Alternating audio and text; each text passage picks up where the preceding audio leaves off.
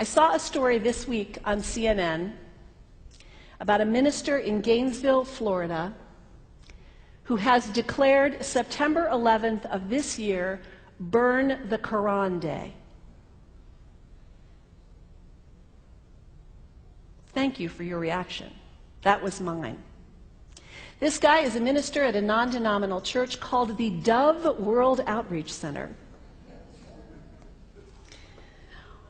He said all kinds of disparaging, insulting, inaccurate things about Islam that I'm not going to repeat from this pulpit.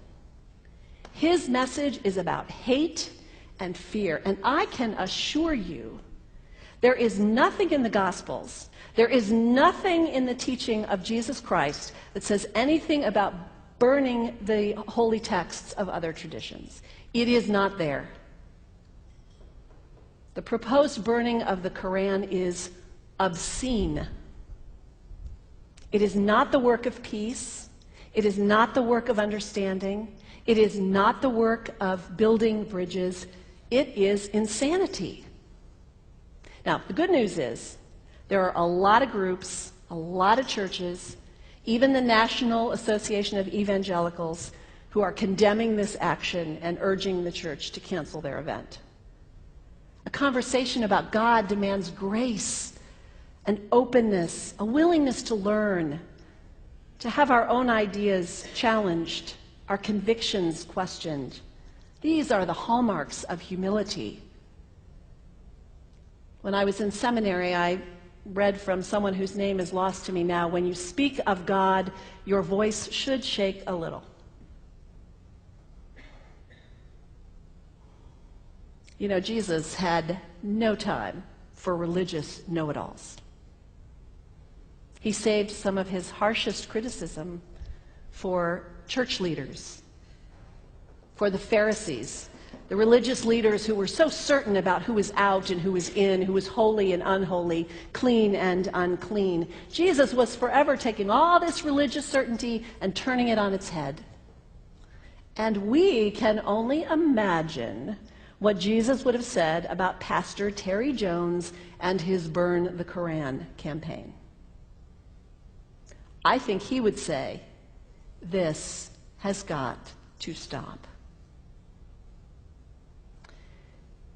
Followers of Islam believe that the Quran is a collection of revelations received by the Prophet Muhammad from God about 1400 years ago.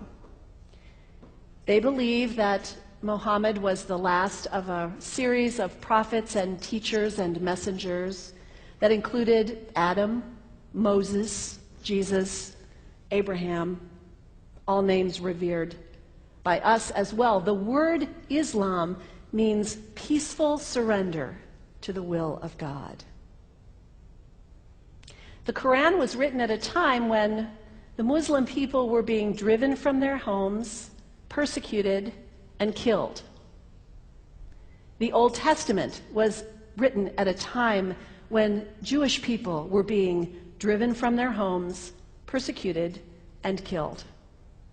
And religious scholars will tell you that most holy scriptures have stories of war and violence in them.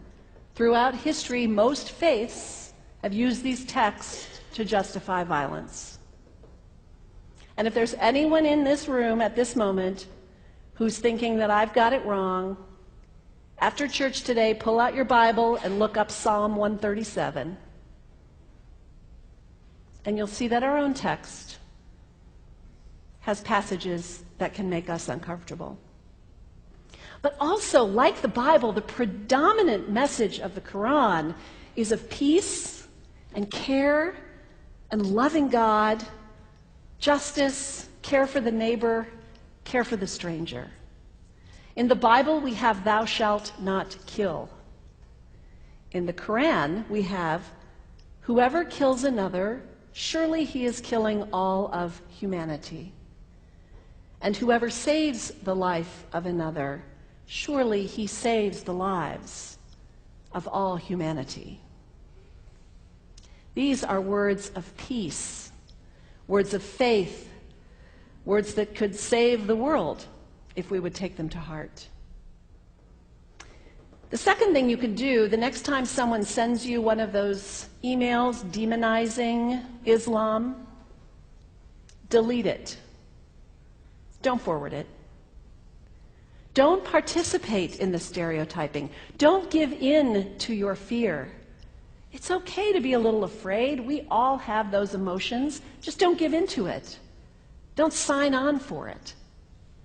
Don't focus on this tiny group of extremists who commit acts of violence. Focus on the hundreds of millions of Muslim people in the world who are people of faith, whose priorities and concerns and families are not so different from your own.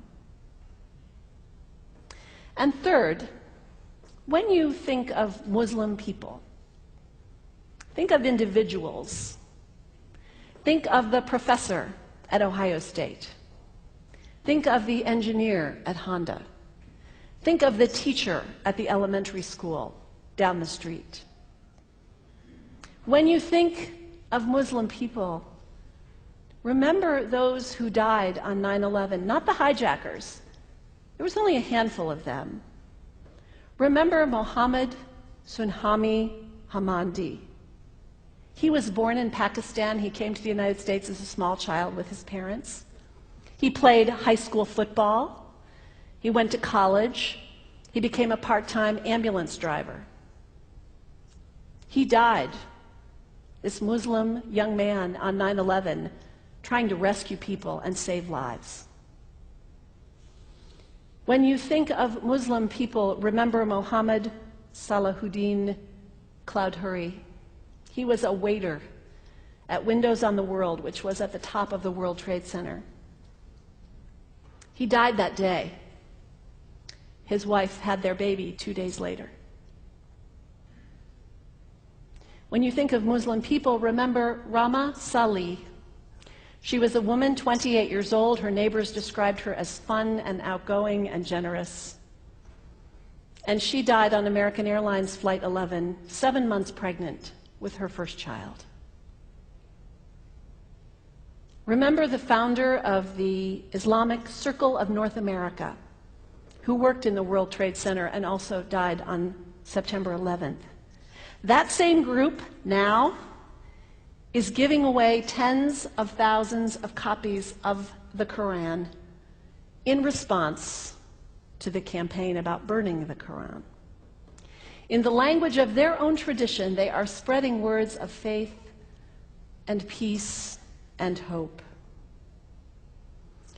One of the ladies at the 8:30 service this morning said to me after, maybe we should declare September 11th, buy a Quran and read some of it. It is for us to share our message of love and hope and peace, but let us do it with grace and respect and above all, humility.